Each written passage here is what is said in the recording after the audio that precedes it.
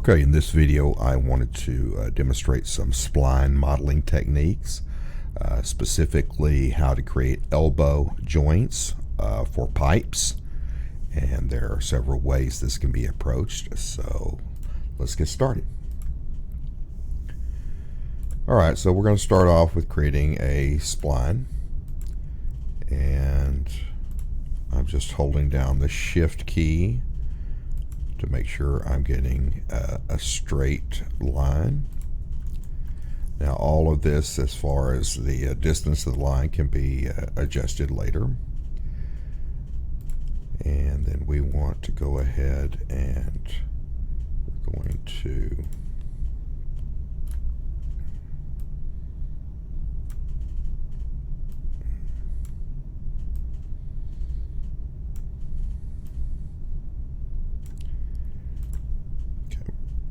fillet.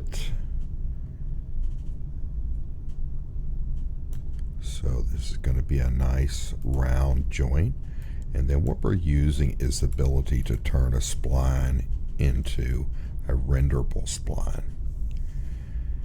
So I can adjust my thickness here.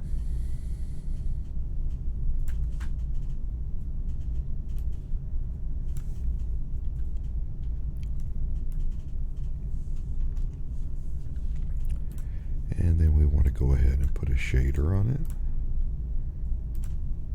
And let's don't make it too shiny. Now when you're making these, by default it's going to have caps on it. A lot of times we don't want the caps on it, so right down here you can turn your caps off so it's an open pipe. The other thing that we can deal with in a spline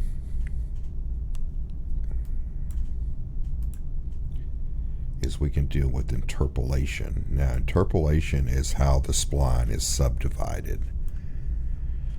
So when you have adaptive, that's where we want it. It'll automatically put however many subdivisions I want in here to be smooth. But I'm going to be building with subdivision surfaces, so I'm going to subdivide it later. So I don't really want this in here. There are times that I do, but for what I'm doing, I don't. Now, as I decrease these steps, then that's going to optimize that information that's in there. And the way you can think of it is we're going to be subdividing it later. So we'll have a Meshsmooth on it with 2 or 3 iterations. And so you can already see, even though I'm really limiting this and it seems faceted, later it's going to subdivide and it will be fine. Okay, so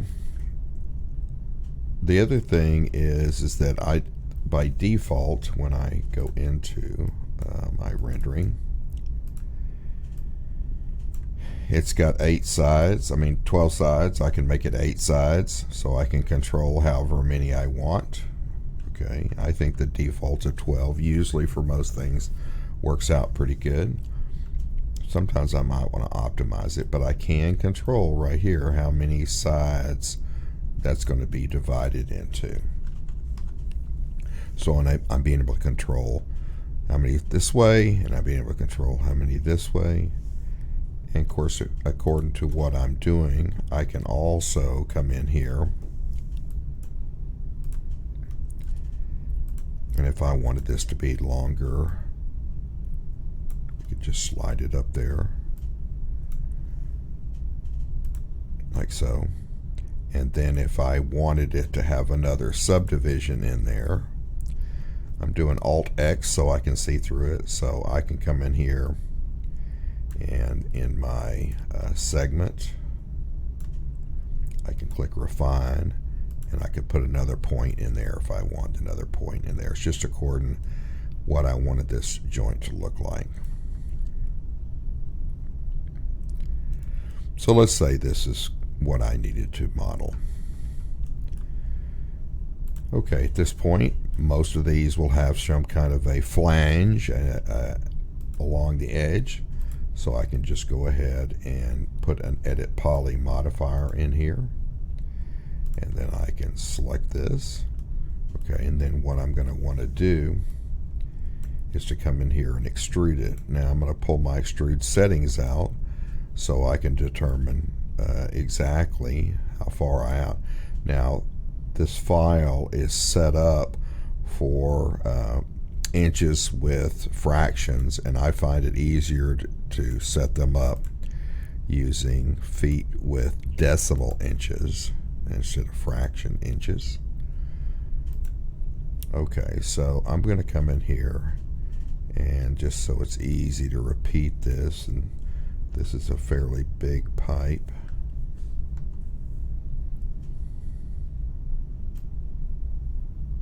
We'll set it in something like that. Okay, then I can repeat that, but you see how it's going down. I need to put a minus in front of this so it goes up. Then I can repeat it again. It's going in, and usually I like it to go a little bit further in than the initial one. That way when we go inside, and now I can just hold down my shift key and pull it in, and that way it'll inset from this piece here. Now I could actually put a shell modifier and make this complete solid, but usually that I don't need to do that because we're not going to be able to see that. So we're going to do the same thing here. Okay, of course this will need to be going out,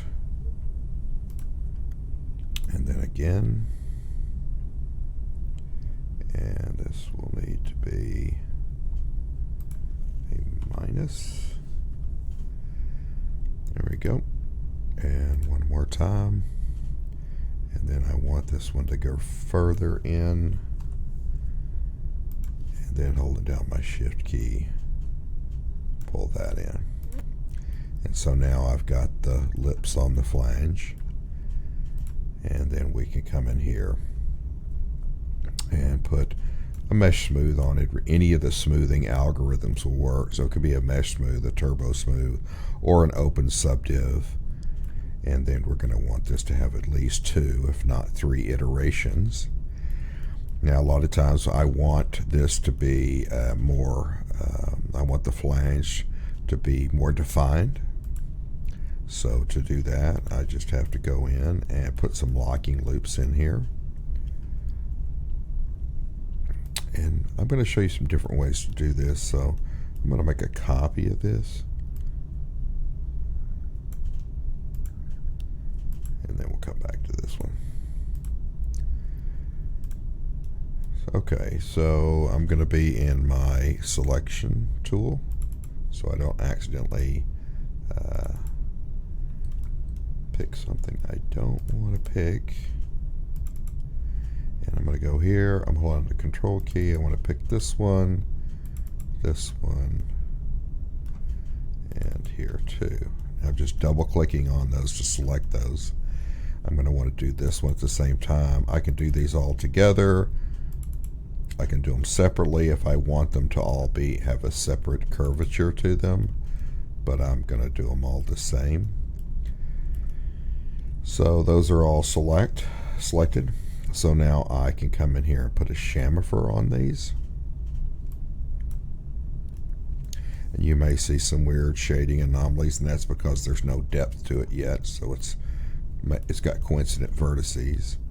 So as I start pulling this out, then I'm getting all my locking loops. Now, initially, the way this chamfer is set up is that it's rounding these edges. And sometimes I may want that, but usually I don't want that. So what I'm wanting is this to be set at 1 right here.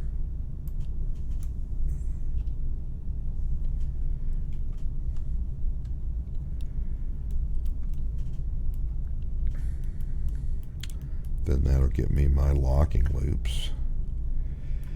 Then this is the part that I see a lot of people messing up. They don't deselect. Okay, you want to deselect, And then you want to shut the door here. You don't want to leave these on. And now I can go up to my Meshsmooth. Okay, let me just repeat that. So we're going here, going there, going there, here, here, there, and there. And then set that in, deselect, turn off, go to the top, and I can still see a little faceting in here. So if you can look really close, you'll see a little faceting. So it's just according to how big the pipe is going to be in the shot. If the pipe is going to be really close, then this 2 is not going to be enough iterations for it. You would want to go up to 3. You probably would never need to go more than 3, and then those will tighten up. Now I do see people making mistakes, and in my view it's a mistake, and I'm going to do it over on this one. And I think one of the things that people don't realize why they're doing this, they think they're just modeling, but what I want is a nice highlight along this edge. See that nice highlight that's going up there? If you make your edges too tight, you won't hardly see those. And so I see people do this all the time.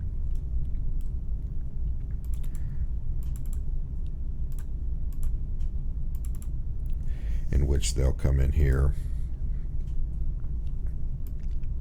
and they do it like this, where they get this really tight.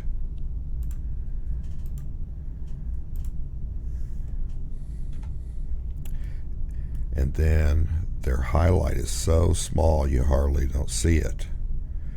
It's more like somebody manufactured this like it was a razor blade. So you want to not get it too tight so we get a nice highlight on it like so. Okay, let's go back on this one.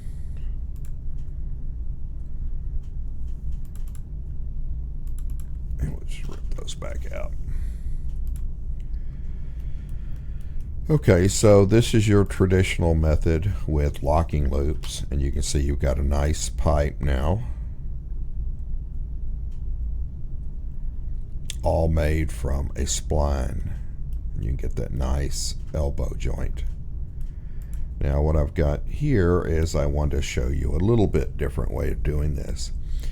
Now let's go ahead and put a Tubosmooth on this. I see most people out on the I see videos, the people use Tubosmooth. Meshsmooth is the original smooth that was implemented into 3ds Max. It's a little bit higher quality of a smoothing algorithm than the Tubosmooth, and it has more options of things you can do in here. Tubosmooth is kind of the down and dirty cheap version. Actually, you know, now that we have isoline displays, back in the day this was made so that Tubosmooth optimize your viewport, because one of the things that was really hard in the past, the wireframe is what's hard for the graphics card to draw. And so when you didn't have an isoline, and we're doing these up like, you know, 3 iterations, that's a lot of lines to have to draw. And so the programmers at Autodesk made a detuned version of Meshsmooth for the viewport. And the concept really is that you would use Tubosmooth when you're modeling it initially, and then when you come back later and are ready to render, you would use a Meshsmooth. Nowadays our graphics cards are fast enough, plus they at some point put an isoline display in here so it doesn't show all of your subdivisions. When they first created a Meshsmooth and Tubosmooth, there was no such thing as an isoline display. So really at this juncture, a Meshsmooth and a Tubosmooth are basically the same thing. Doesn't really matter which one you use. There is a little bit of a difference between them, but for most things we're doing, there's not a difference. Okay, so let's go to this one though. Nowadays, there's a new guy on the block, and it's called an OpenSubDiv. And an OpenSubDiv is just another type of subdivision. The OpenSubDiv is an interesting subdivision. It's kind of like an Uber subdivision in that we don't really need to put locking loops on things. OpenSubDiv was created by Pixar, and it was their proprietary subdivision for RenderMan. But many years ago, they released it to be an open source so that other softwares could use it. The reason being that when you get into doing movies, you may have, several companies that are doing effects for the movies. And so some companies might use Max, some might use Maya, some might use Houdini. So they're all using different softwares, and they're handing the files off to each other, but everybody's using a different subdivision. So by releasing it to the public and then allowing companies like Autodesk to incorporate it into Max and into Maya, then it allows you to be able to have a subdivision transfer between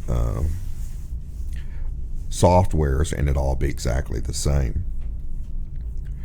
So this is the go-to for Maya now. So when you're in Maya and you subdivide your file, it's putting an OpenSubDiv on it. So if you create something, let's say in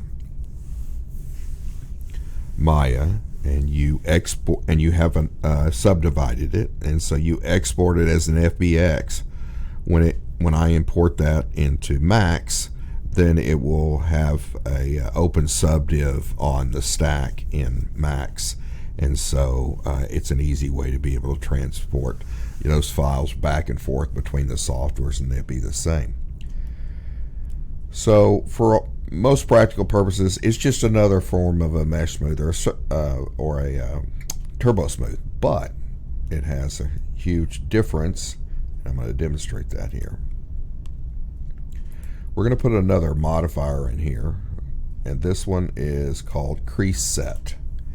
And what this allows me to do, and I need it down below my OpenSubDiv, is it allows me to actually create sets of areas that I want to crease it differently. So in other words, if I come in here and at the edge level and I double click, and I don't want that one, I want this one.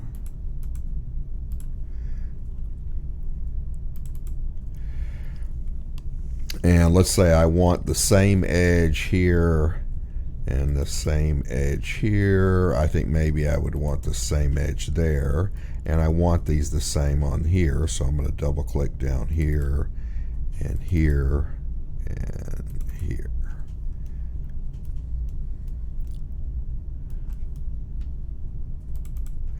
Okay, so I've got all of these outside edges.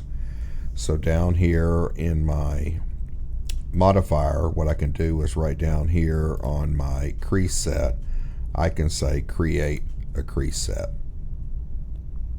And so it created a set of these. I can right click on this and I can go rename, and this is going to be my outer edges. And then I want a separate set, which are these inside ones that I want to decide. And I'm holding down the control key in between those. And I'm going to do another crease set, and this one I'm going to name inner set. And so now I can come in here and I can turn on my OpenSubDiv up here, and you'll see it didn't do anything. But if I go down here to my Crease Set, I'm going to click my Show End Result so I can see it smoothed, and then I go to my outer edge. As I increase this, I am sharpening up the edge.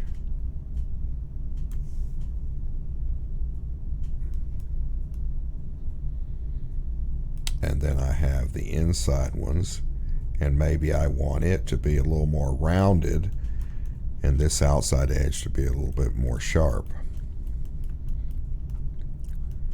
And of course it's doing the same, down here because it's the same crease set. You can right click, you can add to your selections, you can subtract from your selections. Okay, so you can modify what's in the crease set once you've made it. But this is very powerful because now I'm able to control the edge without putting locking loops in it. And so that's a huge advantage.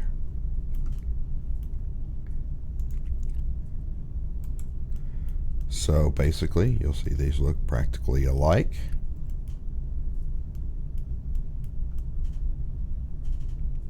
And they were both built by Splines.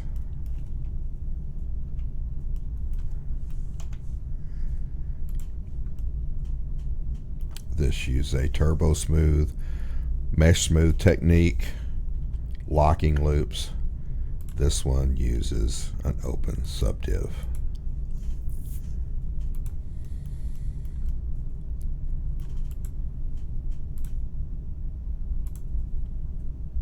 I do want to cover one last aspect, which is the difference between a Tubosmooth, one of its kind of little things that it does. So I'm going to hold down the Shift key and copy this. And so I'm going to put a Meshsmooth on this one. And what I have? 3? Yeah, let's put 3 on this. Okay, so we have 3 things: Meshsmooth, Tubosmooth, OpenSubDiv. So there is a specific thing that you will see here. And let me just hold this so I can come back. So if I take this now and I convert it to an editable poly, then, of course, all your subdivisions are put in there, and so then it looks fine. If I go over to my OpenSubDiv and I convert this to an editable poly, same thing.